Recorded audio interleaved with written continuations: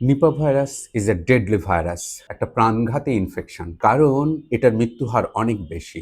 WHO তথ্য মতে মৃত্যু হার 40 to 72%, মানে 100 জন যদি এই ভাইরাস দিয়ে আক্রান্ত হয় তাহলে তার মৃত্যু কিন্তু 40 থেকে 70 জন রোগী কিন্তু আমাদের ক্ষেত্রে মারা যেতে পারে। নিপা ভাইরাস ফার্স্ট ডিটেক্টেড হয়েছিল 1998-এ মালয়েশিয়াতে। মালয়েশিয়ার একটা নিপাহ গ্রামে ফার্স্ট এটা ডিটেক্টেড হয় একটা পিগ ফার্ম থেকে, এবং সেখানে প্রায় 265 জন রোগী আক্রান্ত হয় এবং তার ভিতরে 105 জনের মৃত্যু হয়। আমাদের দেশে কিন্তু এই ভাইরাসটা ডিটেক্টেড হওয়া শুরু হয়েছে 2001 সাল থেকে। প্রতি বছরই কিন্তু নিপা ভাইরাসের রোগী কিন্তু আমরা পাই। 2025-এ প্রায় 5 জনের শরীরে নিপা ভাইরাস শনাক্ত হয়, এর ভিতরে 4 জনই কিন্তু মারা যায়। কিন্তু এই বছরে এর ভয়াবহতা কিন্তু অনেক বেশি। এই জানুয়ারির মাত্র 10 দিনেই কিন্তু নিপা ভাইরাস প্রায় 76 জন রোগী কিন্তু শনাক্ত হয়েছে। বাংলাদেশের 64 জেলার ভিতরে 35 জেলাতে নিপা ভাইরাসের রোগী কিন্তু আমরা ডিটেক্ট করতে পেরেছি। কাজে সবকিছু মিলে এই ভাইরাসটা খুবই ভয়ঙ্কর একটা ভাইরাস। কোভিড এর কথা যদি আমরা চিন্তা করি, তার mortality rate only 2 to 4%। That means 100 জনের ভিতরে 2 থেকে 4 জনের রোগীর কিন্তু মৃত্যু হতো। কিন্তু এই ভাইরাসে কিন্তু আমাদের দেশে দেখা যায় যে 4 জনের ভিতরে 3 জনেরই কিন্তু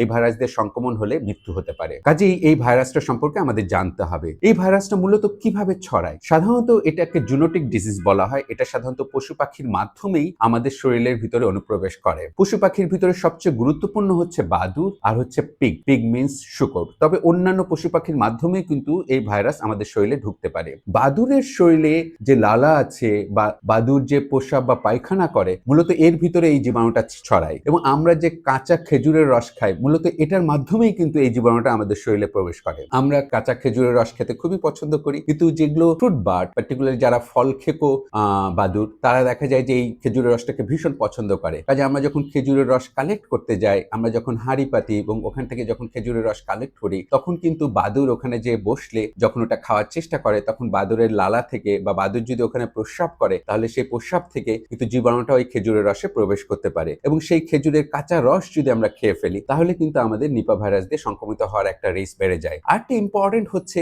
যে বাদুড়রা কিন্তু ফল খেতেও ভীষণ পছন্দ করে। কাজেই কোনো ফল যদি বাদুড় বা অন্য কোনো পাখি যার শরীরে এই নিপা ভাইরাসটা আছে, এরকম যদি কোনো পাখি যদি এই ফল খেয়ে থাকে, সেরকম যদি আধা খাওয়া ফল যদি আমরা খেয়ে ফেলি, তাহলেই কিন্তু নিপা ভাইরাস আমাদের শরীরে সংক্রমণ হতে পারে। এটার কিন্তু ভার্টিক্যাল ট্রান্সমিশন আছে। মা যদি নিপা ভাইরাসে আক্রান্ত হয়, তাহলে কিন্তু তার পেটের সন্তানও কিন্তু নিপা ভাইরাসে আক্রান্ত হবে। আবার দেখা গিয়েছে কি যে যারা ল্যাকটেটিং মাদার, তাদের দেখা যায় ব্রেস্ট মিল্কে কিন্তু নিপা ভাইরাসের জীবাণু শনাক্ত হয়েছে। কাজেই ব্রেস্ট মিল্ক খেয়েও কিন্তু মার মাধ্যমে সন্তানে কিন্তু এই ভাইরাস সংক্রমিত হতে পারে। আরেকটা ইম্পর্টেন্ট রুট অফ ট্রান্সমিশন হচ্ছে, একজন রোগী যদি নিপা ভাইরাসে আক্রান্ত হয়, তার কাছাকাছি যদি আমরা কোনো প্রোটেকশন ছাড়া তার সংস্পর্শে আসি, তাহলে কিন্তু এই ভাইরাস দিয়ে সংক্রমণ হওয়ার সম্ভাবনা অনেক বেড়ে যায়। কাজেই আমাদের এই ভাইরাসটার বিরুদ্ধে প্রতিরোধ গড়ে তুলতে হবে। প্রতিরোধ কেন করতে হবে? কারণ এই ভাইরাসের কিন্তু সুনির্দিষ্ট কোনো চিকিৎসা নেই। এই ভাইরাসের জন্য কিন্তু কোনো অ্যান্টিভাইরাল ড্রাগস এখনো কিন্তু তৈরি হয়নি, বা এই ভাইরাসের জন্য কোনো ভ্যাকসিনেশনও এখন পর্যন্ত কিন্তু সাকসেসফুল হয়নি। কাজে এর বিরুদ্ধে আমাদের প্রতিরোধ গড়ে তুলতে হবে। প্রতিরোধের সবচেয়ে গুরুত্বপূর্ণ দিক হচ্ছে,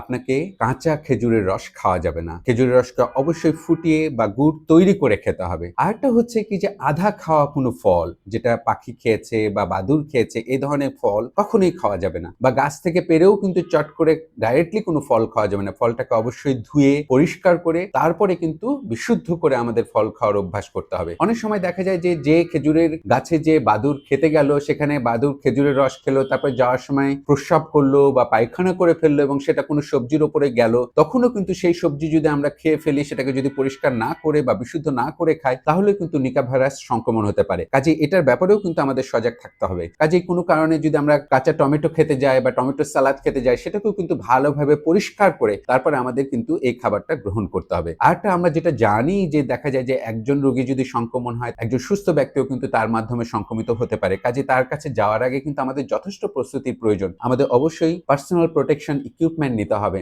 আমরা যাতে ঠিকমতো মাস্ক ব্যবহার করি, আমরা যাতে হ্যান্ড গ্লোভস ইউজ করি, বা আমরা একটু দূর থেকে খুব ভালোভাবে তার কেয়ার গ্রহণ করি, এবং আমরা যাতে বারবার একটু ঘন ঘন হাত ধুয়ে ফেলি এবং তার ব্যবহারের জিনিসপত্র যাতে খুব ভালোভাবে পরিষ্কার করি, এটার ব্যাপারেও কিন্তু আমাদের সজাগ হতে হবে। তাহলে আমাদের জানতে হবে যে নিপা ভাইরাসটা কি এবং কিভাবে ছড়ায় এবং আমরা কিভাবে প্রতিরোধ করব। মূলত আমরা এই বিষয়টা নিয়ে কথা বললাম। সবাই ভালো থাকুন, সুস্থ থাকুন। আল্লাহ হাফেজ।